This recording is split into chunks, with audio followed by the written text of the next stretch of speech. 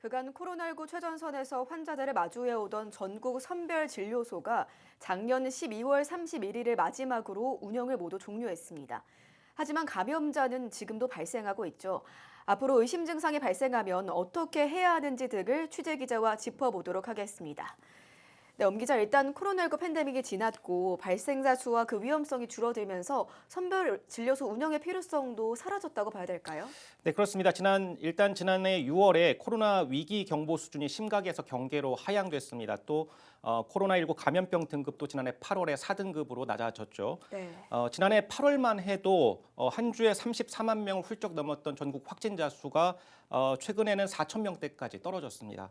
상황이 이렇다 보니 각 보건소에서 운영하는 선별 진료소 찾는 사람들이 많이 줄었고요. 결국 운영 종료로 이어지게 된 겁니다.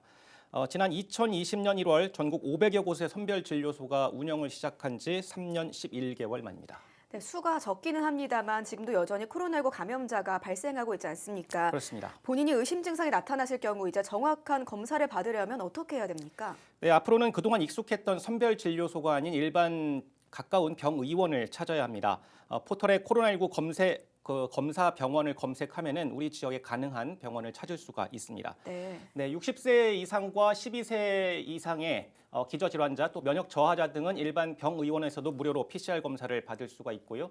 응급실이나 중환자실 입원 환자와 또 고위험 입원 환자 또 요양병원이나 시설, 정신의료기관 입소자와 보호자 역시 무료로 PCR 검사가 가능합니다.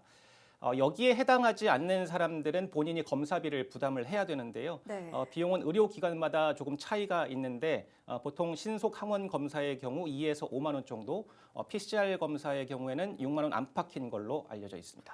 네, 또 코로나19 대응책에 관련해서 선별진료소 외에 또 달라지는 게 있을까요? 네, 전국에 지정 격리 병상이 있었죠. 376곳도 지난달 31일부로 모두 운영이 해제됐습니다. 때문에 코로나19 중증 환자들은 이제부터 지정 격리 병상이 아닌 일반 호흡기 감염병 병상에서 치료가 이루어지게 됩니다. 이 밖에 병의원급 의료기관과 입소형 감염 취약시설에서의 마스크 착용 의무는 계속해서 유지가 되고요.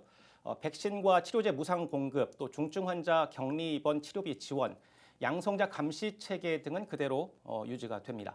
또 중앙방역대책본부와 중앙사고수습본부의 합동 대응 체계도 당분간 유지되게 됩니다.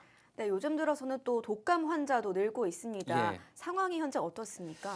네, 지난달 둘째 주를 기준으로 보면 외래 환자 1,000명당 독감 환자가 61.3명으로 최정점을 찍었습니다. 네. 그런데 지금은 조금 감소 추세에 있긴 합니다만 여전히 유행 기준인 6.5명에 비해서는 6배가량 높은 상황입니다. 이 밖에도 감기와 증상이 비슷하지만 지속기간이 긴 마이코플라스마 폐렴균과 영유아 환자가 많은 호흡기 세포 융합 바이러스 같은 다양한 호흡기 감염병 환자가 요즘 증가하는 추세거든요. 때문에 백신 접종 꼭 해주시고요. 손 씻기와 기침 예절 등 개인 위생 관리에도 더욱더 신경을 써야 될 때가 아닌가 싶습니다. 네, 여기까지 듣겠습니다. 엄상희 기자 수고하셨습니다.